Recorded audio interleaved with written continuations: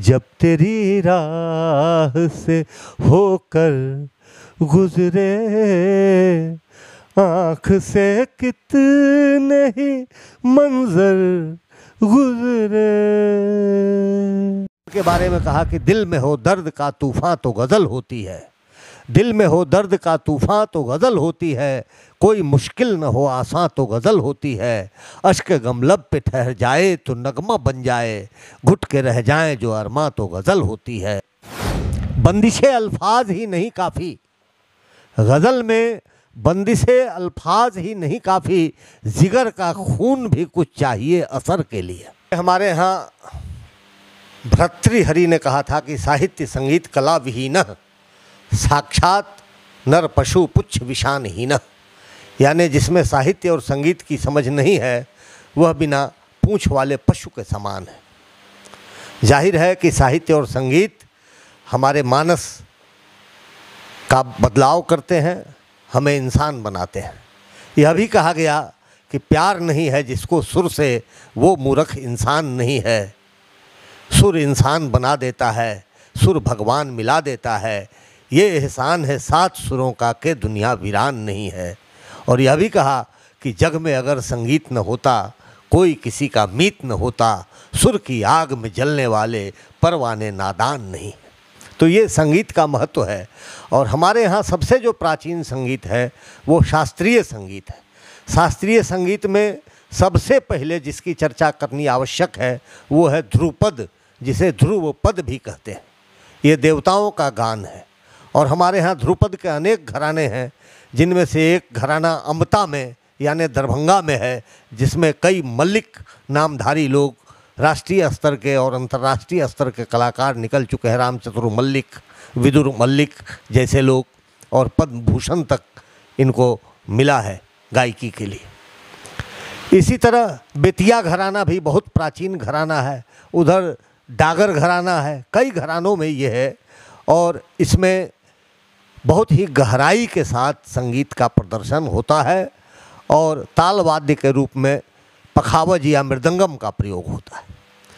उसके बाद दूसरा ठहराव जो है वो बड़ा ख्याल का है। ख्याल का अर्थ होता है चिंतन, और गायन से जिसमें चिंतन की प्रस्तुति की जाए, पंडित जसराज जैसे बड़े गायक या पंडित भीमसेन जोशी जैसे बड़े गायक ख्याल गायकी के प्रतिमान हैं हमारे देश में।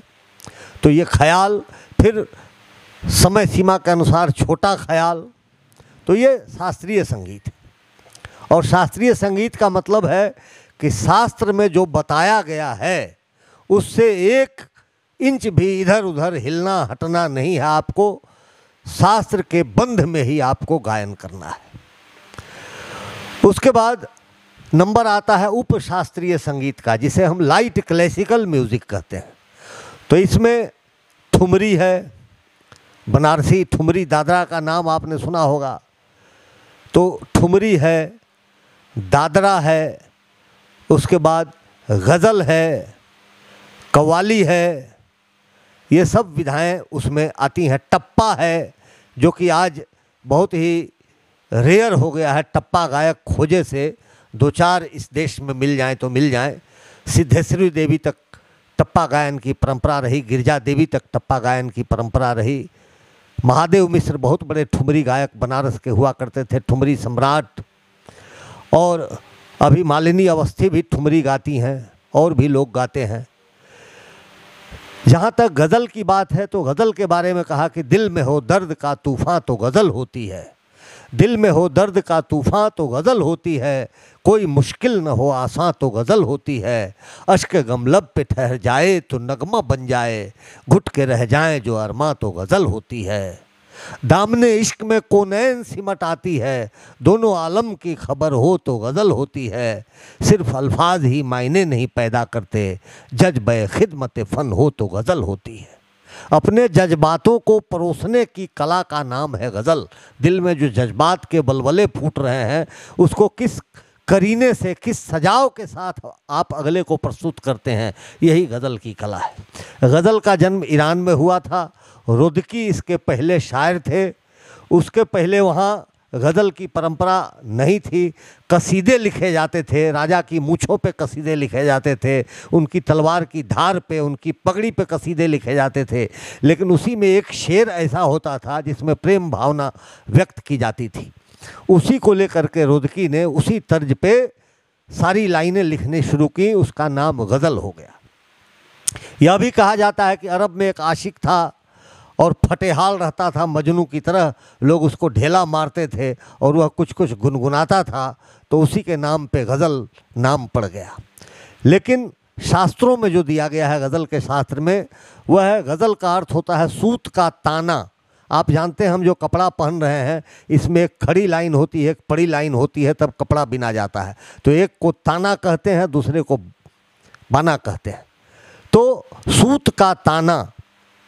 और दूसरा अर्थ है इसका औरतों से बातचीत, यानी औरतों से बैठ करके बातचीत गुफ्तगू की जाए, उसको भी गज़ल कहते हैं। और यहीं उस्ताद ग़ुलाम अली साहब गज़ल सम्राट आए थे तो उन्होंने बताया, और फिराक गोरखपुरी ने भी लिखा है कि गज़ाला का अर्थ हिरन होता है। हिरन के गले में शिकारी बाण मार दे, बाण कंठ में लगा हो और सींग झाड़ी में उलझी हुई हो, और वह कातर नैनों से शिकारी की ओर मुड़ करके देखता हो तो देखता हो कि वह दूसरे बाण का संधान करने जा रहा है। इस अंतराल में जो उसके मुंह से आह, कराह और पीड़ा निकलती है, उसको गज़ल कहते हैं। और गज़ल के दो शेर की औकात समंदर की तरह हो सकती है। कहा कि ज़ब्त है आईने राज़े हकीकत इसमें, ये वो दरिया है कि कूजा, ये वो कूजा है कि दरिया की है वुसअत इसमें। ये वो प्याला है जिसमें दरिया की औकात छुपी हुई है, ये सीप में समंदर की तरह है। ये गज़ल की विधा, इसकी सुक्ति धर्मिता, कम में कहने की कला ने दुनिया में नाम किया। और हमारे यहाँ एक से एक शायर हुए, गालिब हुए, मीर हुए, मोमिन हुए, अमीर खुसरो साहब हुए, उसके बाद फिराक गोरखपुरी साहब हुए, फैज़ अहमद फैज़ जैसे लोग हुए। इन्होंने गज़ल के दामन में अनेक सलमा सितारे टाँके और गज़ल को पूरी दुनिया में महबूब के रूप में स्थापित किया। उर्दू काव्य की आबरू के रूप में गज़ल जानी जाती है, और हिंदी में भी गज़लें लिखी जा रही हैं, संस्कृत में लिखी जा रही हैं, गुजराती में लिखी जा रही हैं, नेपाली में लिखी जा रही हैं, बांग्ला में लिखी जा रही हैं, पंजाबी में लिखी जा रही हैं। आज किसी भाषा में गज़ल की कोई कमी है नहीं, और ये बड़ी लोकप्रिय काव्य विधा है, और सुनते ही लोगों पे वज्द तारी होने लगता है। उस्ताद मेहदी हसन, उनके पहले बेगम अख्तर साहिबा जो गज़लों की मलिका कही जाती थी, मेहदी हसन साहब ने कोठों का जो रंग था गज़ल पे, नक्सुरापन जिसको बोलते हैं, नाक से गाने की बात, उसको साफ करके स्पष्ट किया। उसके बाद ग़ुलाम अली साहब ने, जगजीत सिंह और चित्रा सिंह की जोड़ी ने, अहमद हुसैन, मोहम्मद हुसैन साहब ने, इन सबों ने, राजकुमार रिजवी ने, और कुछ फिल्मी गायकों ने भी, जैसे मोहम्मद रफ़ी, लता मंगेशकर, आशा भोसले, भूपेंद्र सिंह, इन सबों ने बहुत अच्छी अच्छी बातें कही। उसके बाद गज़लों के बाद हम फिल्मी गानों की बात करते हैं। तो फिल्मी गानों के बारे में एक बात स्पष्ट कर देना चाहता हूँ। बनारस के बहुत बड़े सारंगी वादक, बहुत बड़े ठुमरी गायक महादेव मिश्र के साथ एक बार मेरी यात्रा हुई थी, मुगल सराय से पटना तक। तो काफ़ी सांगीतिक वार्ता हुई। तो उन्होंने कहा कि अंग्रेजी में इसको लाइट म्यूज़िक कहते हैं।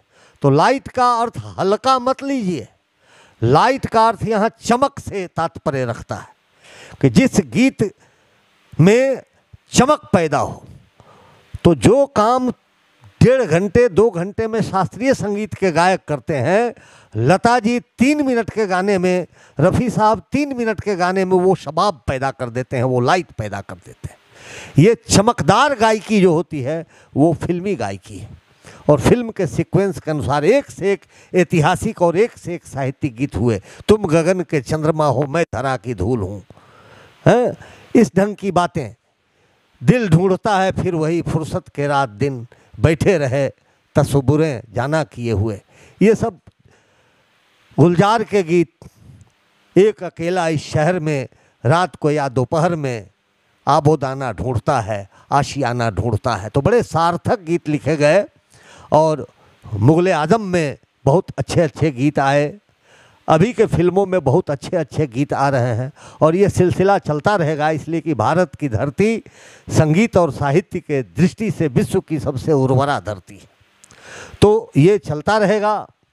और गज़ल में बंदिशे अल्फाज ही नहीं काफ़ी, गज़ल में बंदिशे अल्फाज ही नहीं काफ़ी, जिगर का खून भी कुछ चाहिए असर के लिए। तो ये बात है, और जो जितना खून जिसके जिगर से निकलता है वह उतनी अच्छी गज़ल कहता है और उतनी अच्छी गज़ल गाता है। जितने बड़े बड़े गायक हुए गज़ल में, जिनका नाम हमने गिनाया, उस्ताद मेहदी हसन साहब, उस्ताद ग़ुलाम अली साहब, उसके बाद उस्ताद मेहदी हसन के एक शिष्य हैं, वो भी बहुत अच्छी गज़ल गाते हैं, अब नहीं है दुनिया में। तो ये सब लोग बड़े अच्छे गज़ल गायक हैं। ग़ुलाम अली साहब को देखिए, इतना बढ़िया इंटरनेशनल लेवल पे उन्होंने गाया। मैं उनकी एक गज़ल आपको गा के सुना दे रहा हूँ, उसका जायज़ा लीजिए। जब तेरी राह से होकर गुज़रे, जब तेरी राह से होकर गुज़रे, आँख से कितने ही मंजर गुज़रे, जब तेरी राह से होकर गुज़रे, तेरी तपती हुई सांसों की तरह, तेरी तपती हुई सांसों की तरह, कितने झोंके मुझे छूकर गुज़रे, कितने झोंके, कितने झोंके मुझे छूकर गुज़रे। और एक बात और जोड़ना चाहता हूँ, लोक संगीत छूट गया। लोक संगीत वह आकर स्रोत है जहाँ से जितने संगीत का मैंने वर्णन किया वो रस ग्रहण करते हैं और अपने आप को नित्य नवीन करते हैं, अपने को जवान करते हैं। तो हमारे यहाँ लोक संगीत में भोजपुरी है, मराठी है, गुजराती है, नेपाली है, बांग्ला लोक संगीत है, जिसमें भटियाली वगैरह, भटियार राग वगैरह की बात होती है, जो सचिन देव बर्मन और आर.डी. बर्मन की फिल्मों में आप देखते हैं। और सबसे बड़ी बात कि सिनेमा संगीत भी लोक संगीत से ही प्राण लेता है, प्राण वायु ग्रहण करता है। तो लोक संगीत का भी बहुत बड़ा महत्व है। और हमारे यहाँ लोक गायिका के रूप में शारदा सिन्हा जी को आप देख लीजिए, डॉक्टर रंजना झा को देख लीजिए, डॉक्टर नीतू कुमारी नूतन को देख लीजिए, ये सब बिहारी लोक संगीत को आगे बढ़ाने में लगे हुए हैं। तो लोक संगीत का भी बड़ा ही गंभीर महत्व है। यह सब मिल करके संगीत बनता है। और फिर कभी आगे बात चलेगी तो और भी बातें मैं बताऊंगा। बहुत बहुत